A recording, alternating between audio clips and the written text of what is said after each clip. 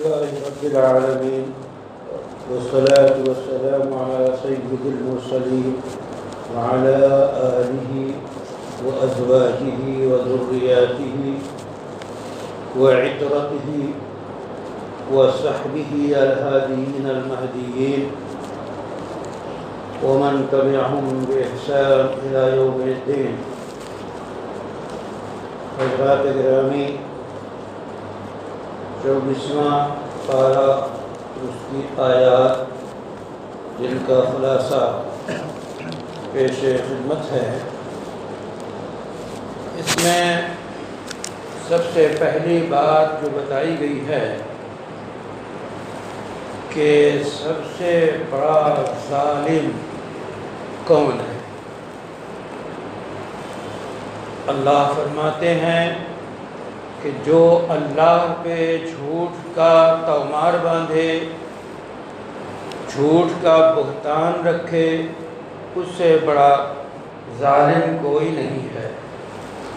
اسی طرح دوسری آیت میں فرمایا گیا کہ اس سے بڑا ظالم نہیں جو اللہ کی مسجدوں میں اللہ کے ذکر سے روکے اور مسجدوں کی بربادی کی کوشش کرے۔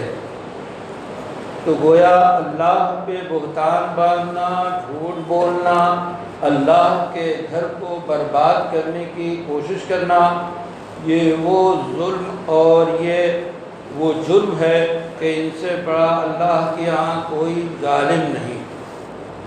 یہاں اللہ فرماتے ہیں اعوذ باللہ من الشیطان الرجیم فمن اظلم ممن کذب علی اللہ وکذب بالصدق اذ جاءہ، کہ اس سے بڑا ظالم کون جو اللہ پہ جھوٹ بولے اور سچ یعنی وحی اور اللہ کی کتاب جب آ جائے تو اس کی وہ جو اسے بھی جھٹلائے۔ الیس فی جہنم مثوی للکافرین، کیا کافروں کا ٹھکانہ بدترین جہنم نہیں ہے؟ یہودیوں نے سب سے بڑا جو جھوٹ بولا وہ یہ کہ سیدنا عزیر کو اللہ کا بیٹا قرار دیا۔ اسی طرح عیسائیوں نے جو جھوٹ بولا وہ عیسیٰ علیہ السلام کو اللہ کا بیٹا قرار دیا۔ مشرکوں نے جو جھوٹ بولا وہ فرشتوں کو اللہ کی بیٹیاں قرار دیا، اور نہ جانے کتنے معبودان باطل کو اپنے ہاتھوں سے گڑھ کے ان کو خدا کی خدائی میں شریک کر دیا۔ تو یہ بڑا ظلم ہے۔ تو گویا اس سورے کے آغاز میں، اس پارے کے آغاز میں مخلصانہ توحید اور مشرکوں کی وعید کے مضمون کی تکمیل ہے۔ اس کے بعد اللہ تعالیٰ اللہ کی رحمت سے مایوس نہیں ہونا چاہیے، خواہ کتنی ہی گناہ میں لطپت ہو، کتنی ہی جرم کیا ہو، لیکن اللہ کی رحمت سے مایوس نہیں ہونا چاہیے۔ یہ اللہ تعالیٰ نے بہت واضح طور پہ فرما دیا، اور فرما دیا قل لعبادی، کہ میرے بندوں سے کہہ دو الذین اسرفوا علی انفسہم، جن لوگوں نے اپنے اوپر ظلم کیا، اپنے اوپر زیادتی کی، لا تقنطوا من رحمت اللہ، اللہ کی رحمت سے نا امید نہ ہو، بے شک اللہ تعالیٰ سارے گناہوں کو معاف کر دیتا ہے، یقیناً وہی مغفرت کرنے والا اور رحم کرنے والا ہے۔ اور اپنے پروردگار کی طرف متوجہ ہو جاؤ اور اس کی باتیں مان لو عذاب آنے سے پہلے۔ علماء لکھتے ہیں کہ موت کے آثار نظر آنے سے پہلے توبہ کر لی، کلمہ پڑھ لیا، وہ توبہ اور وہ کلمہ اللہ کے ہاں مقبول ہے۔ لیکن موت کے فرشتے نظر آنے لگے تو پھر اس کے بعد کوئی توبہ نہیں ہے۔ تو کیسے ہی حالات ہوں، جب تک ہوش و حواس ہے اور اس دنیا میں انسان موجود ہے، اس وقت تک کتنے ہی گناہوں میں گھرا ہو، لیکن اگر وہ توبہ کرتا ہے تو اللہ کی ذات سے امید ہے کہ اللہ تعالیٰ اس کی توبہ کو قبول فرماتے ہیں اور معاف فرماتے ہیں۔ اسی طرح آپ کے سورہ مومن کا آغاز ہوتا ہے، جسے سورہ غافر بھی کہتے ہیں۔ اس میں فرمایا کہ حق ناحق اور اسی طرح بحث و جدال کا تذکرہ ہے۔ سورہ اس مومن میں بتایا گیا کہ اللہ تعالیٰ توبہ کرنے والوں کو بشارت دیتے ہیں اور اس کے لیے جو اللہ کی طرف سے اعزاز تیار کیا ہے اور فرشتے ان کے لیے استغفار کرتے ہیں، تو یہ گویا کہ اللہ کی طرف سے بتایا جا رہا ہے۔ اسی طرح پھر اس میں قیامت کے موضوع پر گفتگو کی گئی ہے، اور اس دن جس دن قیامت قائم ہوگی اس دن ظاہری طور پہ بھی کسی کی کوئی حکومت اور بادشاہت نہیں ہوگی۔ لمن الملک اليوم، اللہ کی طرف سے آواز لگائی جائے گی کہ آج کس کی حکومت ہے، آج کس کا فرمان چل رہا ہے، آج کس کی بادشاہت ہے۔ تو ظاہر ہے ہر طرف سناٹا ہوگا، پھر اللہ تعالیٰ خود ہی فرمائیں گے آج صرف اور صرف ہماری حکمرانی ہے۔ اسی طرح اس کے بعد جو ہے فرعون کے گھرانے میں سے اس مرد مومن کی کہانی بھی نقل کی گئی ہے کہ فرعون کے دربار میں ایک شخص تھا، جب اس نے موسیٰ علیہ السلام کی دعوت کو سنا تو وہ اندر سے اس کا قائل ہو گیا، لیکن وہ خاموش تھا۔ لیکن جب دیکھا کہ فرعون اور اس کے درباری موسیٰ اور ہارون علیہ السلام کو قتل کرنا چاہتے ہیں، ان کو صفحہ ہستی سے مٹانا چاہتے ہیں، اور یہ دنیا کا وتیرہ رہا ہے کہ جب اہل باطل دیکھتے ہیں کسی ایسے شخص کو جو ان کے اندر انقلاب بقا کرنا چاہتا ہے اور انہیں سیدھی راہ دکھانا چاہتا ہے، تو اس کے پیچھے پڑ جاتے ہیں، شہر سے نکالنا چاہتے ہیں، عذاب اور تکلیف دینا چاہتے ہیں۔ یہ گویا ہمیشہ کا وتیرہ رہا ہے۔ تو فرعون نے یہ چاہا اور ان کے لوگوں نے کہ موسیٰ علیہ السلام کو اور ہارون علیہ السلام کو قتل کر دیں، تو انہی میں سے جو شخص تھا وہ مرد مومن تھا، ایمان کو چھپائے ہوئے تھا، اس دن اس نے اپنے ایمان کو ظاہر کیا کہ خبردار تمہارا یہ طریقہ اور تمہارا یہ قدم انتہائی غلط ہوگا، یہ تو اللہ کے رسول ہیں، تمہیں بات ماننی ہو مانو، لیکن ان کے قتل کے درپے نہ ہو، ورنہ وہ اگر وہ رسول ہیں تو تم کو ان کا نقصان پہنچے گا۔ اس نے سمجھایا۔ اس کے بعد اللہ تعالیٰ نے اللہ کی ڈھیر ساری نعمتوں کا تذکرہ کیا اور اللہ کی آیتوں کے بارے میں جو لوگ جھگڑتے ہیں ان کے انجام کی تفصیلات بتائیں۔ اسی طرح اگلی اس سورے میں یہ بھی بتایا جا رہا ہے کہ ایسے احوال میں جب کہ قرآن کریم کا تعارف کرایا گیا، جو اس کے مخالفین ہیں اور اس کی آواز پہ لبیک نہیں کہتے ہیں، ان کا انجام کیا ہوگا، وہ انتہائی لاچار ہوں گے۔ ان کے بارے میں بتائیے کہ تم ایک انسان ہو کر تم کو اللہ ہی نے پیدا کیا اور پھر تم اللہ کی باتوں کو جھٹلاتے ہو، تو تمہارا وجود کیا ہے؟ تم اپنے مقابلے میں ذرا دیکھو، یہ لقودق آسمان، یہ لمبی چوڑی زمین، کتنی بڑی مخلوق ہے، یہ اللہ کی صناعی ہے، اللہ کی قدرت کا مظاہرہ ہے، لیکن نہ آسمان کو اپنے اوپر ناز ہے، نہ زمین کو اپنے اوپر کبر ہے، یہ سب اللہ کے تابع ہیں۔ اتنی بڑی مخلوق ہو کر اللہ کے تابع، تو تم اپنے آپ کو پہچان اے انسان۔ اسی طرح برے ہم نشینوں کی بات کی گئی ہے کہ برے ہم نشینوں کے ساتھ جو رہے گا وہ برائی سیکھے گا، کفر و گمراہی سیکھے گا، اور وہ لوگ اپنے رفیقوں کے سامنے बुरी बातों को खुशनुमा बनाकर पेश करने की आदत उनकी है, तो इसका भी जिक्र किया गया। इसी तरह इस सूरे में दावती अखलाक़ी उमूर के तरबियती मसाइल पे गुफ्तगू की गई।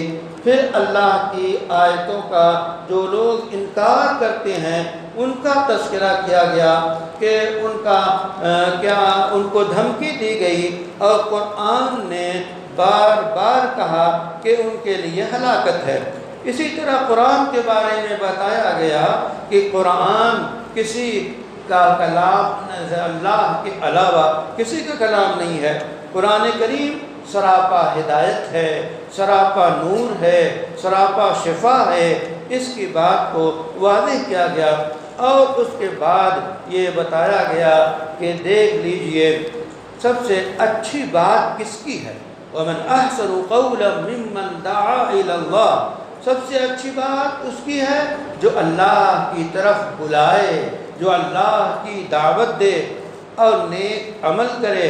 इसमें है कि दाइयों को अमल का जो है वो नमूना होना चाहिए, जो कहें उस पे करें, वरना कुरान कहता है लिम तक़ूलून मा ला तफ़अलून, ऐसी बात क्यों कहते हो जो तुम खुद नहीं करते।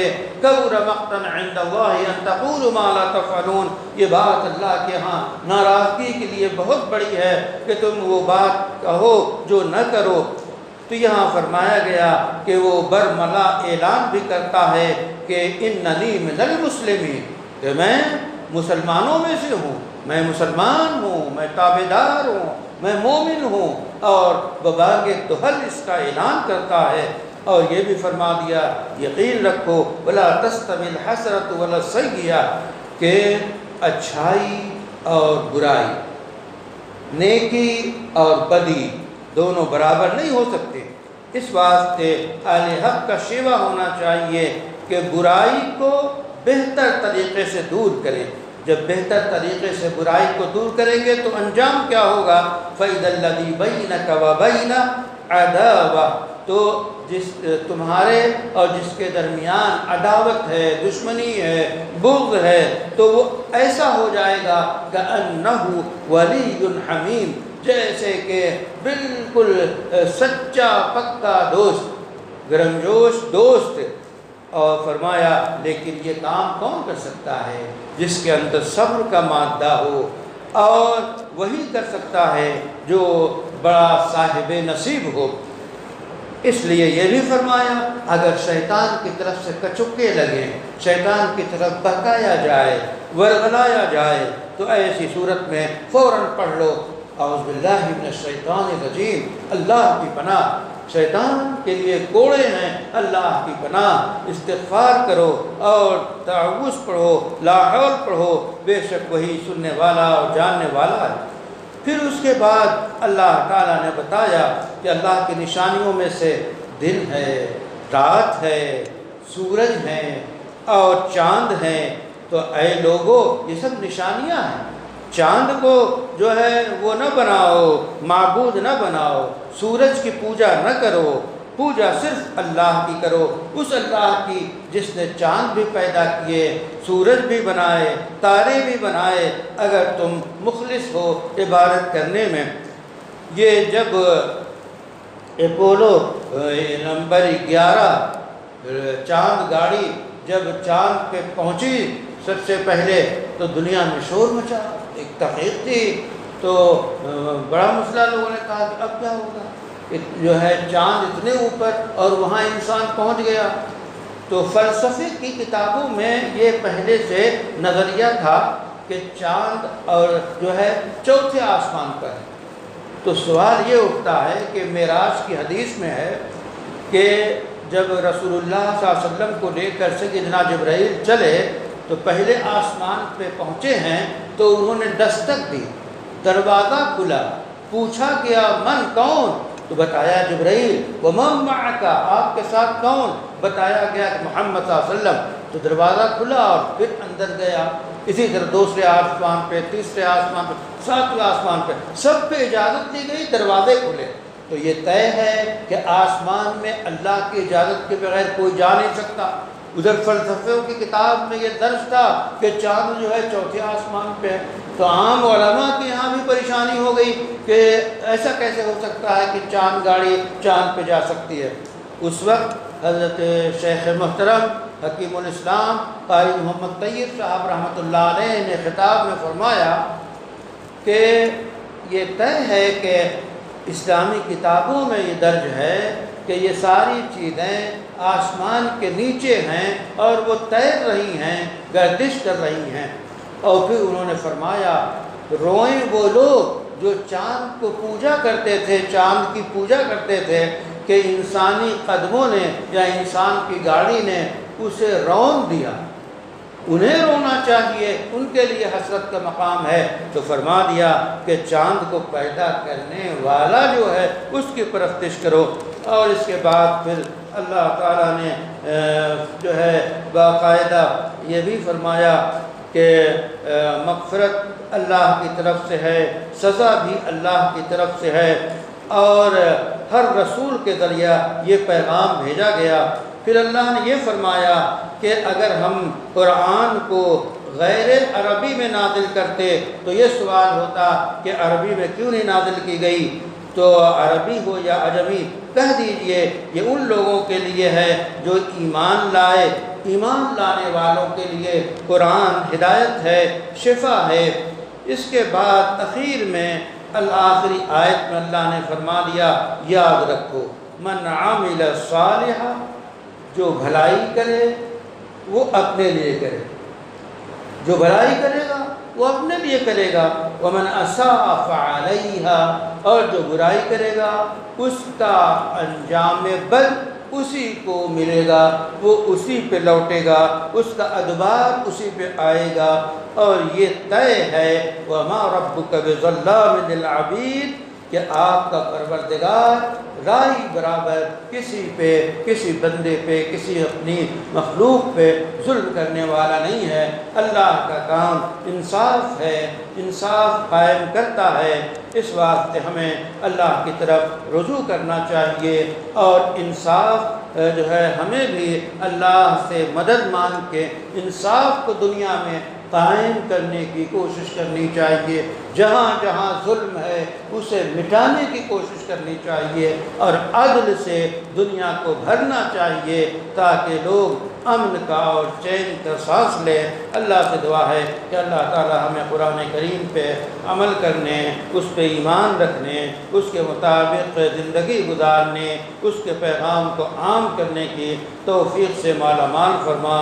ربنا ظلمنا انفسنا وإن لم تغفر لنا وترحمنا لنكونن من الخاسرين۔ اللهم اغفر لنا ذنوبنا ولوالدينا ولأساتذتنا، اللهم انصر الإسلام والمسلمين، اللهم انصر الإسلام والمسلمين، اللهم انصر من يجاهد في سبيلك لإعلاء كلمتك ولتحرير بيتك مسجد الأقصى، اللهم انصرهم أسرا مؤزرا، اللهم أيدهم تأييدا كاملا، اللهم اقتل الكفرة والفجرة واليهود والنصارى والصهاينة الذين يقاتلون أولياءك ويصدون عن سبيلك، اللهم خذهم أخذ عزيز مقتدر، رب اغفر وارحم وتجاوز ما تعلم إنك أنت العز الأكرم، والصلاة والسلام على سيد المرسلين برحمتك يا أرحم الراحمين۔